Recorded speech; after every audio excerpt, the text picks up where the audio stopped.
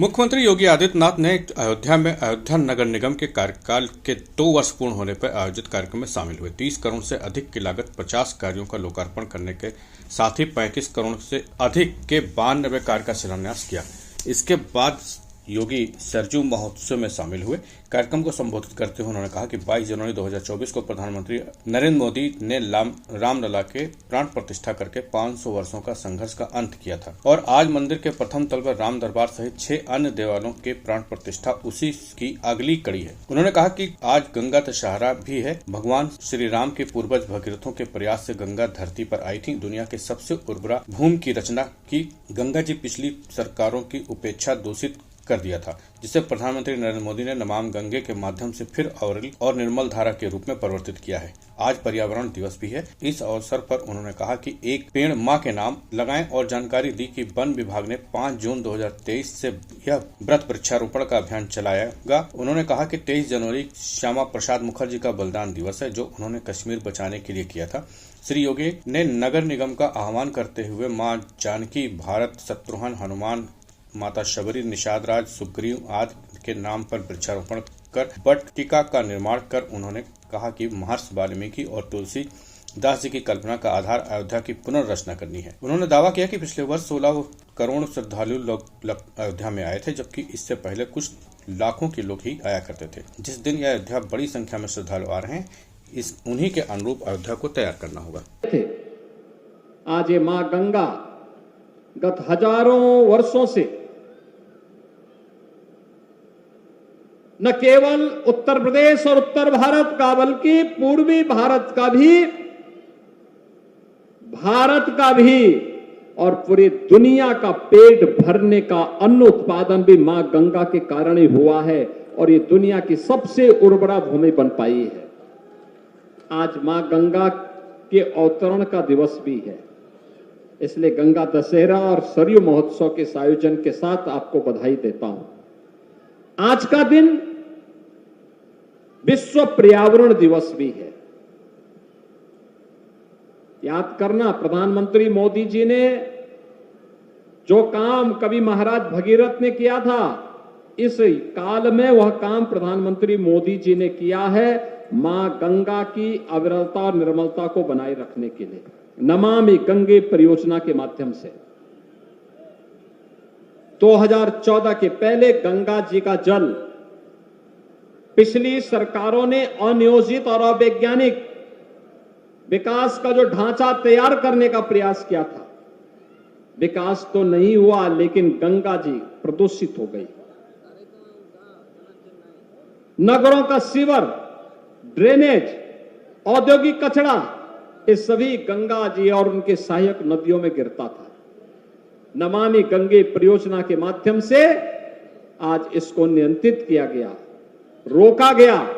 अब गंगा जी की धारा अविरल और निर्मल है और प्रयागराज महाकुंभ इसका सबसे बड़ा उदाहरण है कि 66 करोड़ श्रद्धालु प्रयागराज में आकर के इस बात का साक्षी बना है कि महाराज भगीरथ के सपनों को साकार करने के लिए प्रधानमंत्री मोदी जी की जो दिव्य साधना है, वह साधना आज हम सबके सामने अविरल और निर्मल गंगा के रूप में देखने को मिली है और देश और दुनिया से आए हुए 66 करोड़ श्रद्धालुओं ने प्रयागराज की धरती पर उसका साक्षात दर्शन भी किए हैं।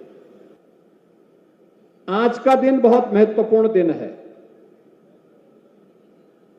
अयोध्या धाम में 22 जनवरी 2024 को प्रधानमंत्री मोदी जी के नेतृत्व में उनके कर कमलों से 500 वर्षों के एक लंबे इंतजार को समाप्त करते हुए मर्यादा पुरुषोत्तम प्रभु श्री राम लला की प्राण प्रतिष्ठा का कार्यक्रम संपन्न हुआ था। पूरा देश और पूरी दुनिया अभिभूत थी। 500 वर्षों की जड़ता को दूर किया गया था। भारत का पुनर्वैभव देश के यशस्वी प्रधानमंत्री जी के कर कमलों से अयोध्या धाम में पुनर्स्थापित हुई थी और आज उसी की अगली कड़ी श्री राम जन्मभूमि अयोध्या धाम में भव्य राम दरबार की प्राण प्रतिष्ठा का कार्यक्रम संपन्न हुआ है।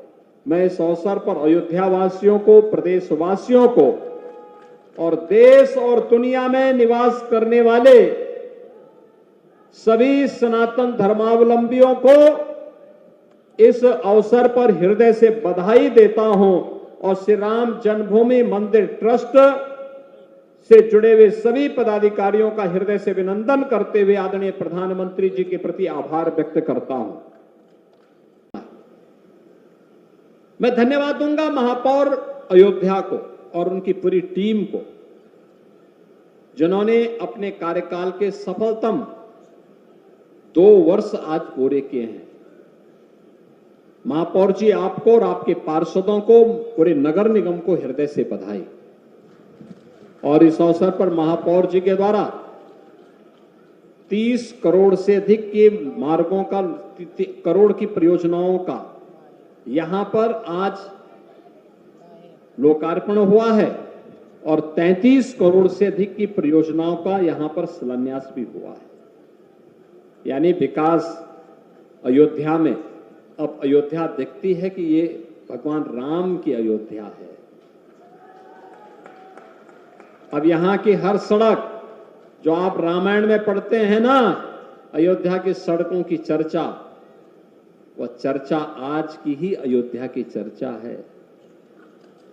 हमारे त्रिकालदर्शी ऋषि वाल्मीकि जी ने, संत तुलसीदास जी ने कितनी व्यापक परिकल्पना की थी। उस समय के अयोध्या का क्या भव्य और दिव्य वर्णन किया है और उसे साक्षात रूप से आज हजारों वर्षों के बाद देश और दुनिया अयोध्या में आकर देखती है, जब प्रधानमंत्री मोदी जी के विजन को 4 लेन और 6 लेन की सड़कों के साथ जोड़ने का काम अयोध्या धाम में हुआ है। अयोध्या में राम जी की पेड़ी का विस्तार हुआ है। अब सरयू जी में राम जी की पेड़ी का जल यहीं पे सड़ता नहीं है, एक ओर से आता है, दूसरी ओर से बह करके वापस सरयू जी में चला जाता है। आज अयोध्या के पास अपना इंटरनेशनल एयरपोर्ट है। देश और दुनिया से कहीं भी जुड़ने की सामर्थ्य आज अयोध्या धाम रखता है। और अयोध्या के मंदिरों और मठों का सुंदरीकरण का कार्य, सूरज कुंड हो या गुप्तार घाट, नया घाट हो या राम जी की पेड़ी, ये एक नए रूप में अयोध्या की ओर दुनिया को आकर्षित करने के लिए मजबूर कर देती है। बहनों और भाइयों, कुछ यानी बहुत चंद लाखों में लोग यहां श्रद्धालु आते थे। गत वर्ष 16 करोड़ श्रद्धालु आए हैं। हमें उसके अनुरूप अपने आप को तैयार करना है, उसके अनुरूप तैयार अपने आप को करना है। और उसी तैयारी के लिए आज यहां पर मैं धन्यवाद दूंगा महापौर पंडित गिरीश भाई त्रिपाठी जी को। बहनों और भाइयों, आज से कार्यक्रम प्रारंभ हुआ प्रदेश भर में। उत्तर प्रदेश वन विभाग ने तय किया है इस सत्र में 5 जून के बाद 23 जून को कार्यक्रम एक देश में एक प्रधान, एक विधान, एक निशान ही रहेगा। और यह उद्घोष भारत माता के महान सपूत डॉक्टर श्यामा प्रसाद मुखर्जी ने 1950 और 53 के बीच में उन्होंने उद्घोषणा की थी। डॉक्टर श्यामा प्रसाद मुखर्जी की इस उद्घोषणा के फलस्वरूप कश्मीर को बचाने के लिए उन्होंने अपने आप को बलिदान किया था। उनके बलिदान दिवस है 23 जून को। 23 जून को उनके बलिदान दिवस पर भारतीय जनता पार्टी जन सहभागिता के साथ बड़े पैमाने पर वृक्षारोपण के कार्यक्रम के साथ जुड़ेगी।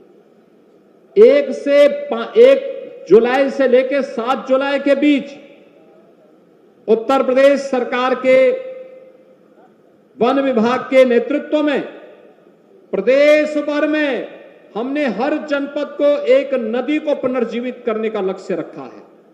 नदी संस्कृति फिर से जीवित हो। एक एक नदी हर जिले के अंदर पुनर्जीवित होगी और वृक्षारोपण इस बार नदी के तटवर्ती क्षेत्रों में होगा, हाईवे और एक्सप्रेसवे के तटवर्ती क्षेत्रों में होगा। उत्तर प्रदेश को हम लोग पर्यावरण की समस्या से मुक्त करेंगे और हरा भरा वातावरण देकर के आने वाली पीढ़ी के लिए सुखद और मंगलमय जीवन देने की कामना के साथ इस कार्यक्रम को आगे बढ़ाएंगे। आज विश्व पर्यावरण दिवस है, इसलिए एक पेड़ मां के नाम के साथ जुड़ने के लिए आपका अभिनंदन, आपसे अपील है, आप भी एक पेड़ मां के नाम जरूर लगाना। वृक्षारोपण के बड़े कार्यक्रम को इस बार अयोध्या धाम में भी लगाए जाने की आवश्यकता है। जैसे अभी पुष्प वाटिका में वृक्षारोपण किया गया, ऐसे गुप्तार घाट से लेकर के नया घाट तक तटबंध के दूसरी ओर, यानी नदी की ओर नहीं, दूसरी ओर हम व्यापक वृक्षारोपण के कार्यक्रम के साथ जुड़ सकते हैं। नई अयोध्या के रूप में जो नई विस्तार हो रहा है अयोध्या का, उस क्षेत्र में हमें वृक्षारोपण के कार्यक्रम के साथ जुड़ना चाहिए। हमने सौरभी वन लखनऊ में लगाया है, यहां पर भी मां जानकी के नाम पर, भरत जी के नाम पर, लक्ष्मण जी के नाम पर, शत्रुघ्न जी के नाम पर, हनुमान जी के नाम पर, सुग्रीव जी के नाम पर, जामवंत जी के नाम पर, माता सबरी के नाम पर, निषाद राज के नाम पर नगर निगम को चाहिए कि अलग अलग जगह अलग अलग वाटिकाओं को सिटी फॉरेस्ट के रूप में डेवलप करे। व्यापक वनीकरण के कार्यक्रम को आगे बढ़ाने की आवश्यकता है। जीवन चक्र तो एक साथ चलेगा, मनुष्य भी चाहिए तो हर जीव और जंतु को भी उतना ही आगे बढ़ने का पूरा अवसर मिलना चाहिए। और ये कार्यक्रम अगर हमारा आगे बढ़ता है तो मैं विश्वास के साथ कह सकता हूं कि एक अनंत काल तक की यात्रा एक सुरक्षित पर्यावरण के साथ हम लोग आगे बढ़ाने में सफल होंगे। एक पेड़ मां के नाम उसकी एक महत्वपूर्ण कड़ी है, उस कड़ी के साथ जुड़ते हम कार्य करेंगे।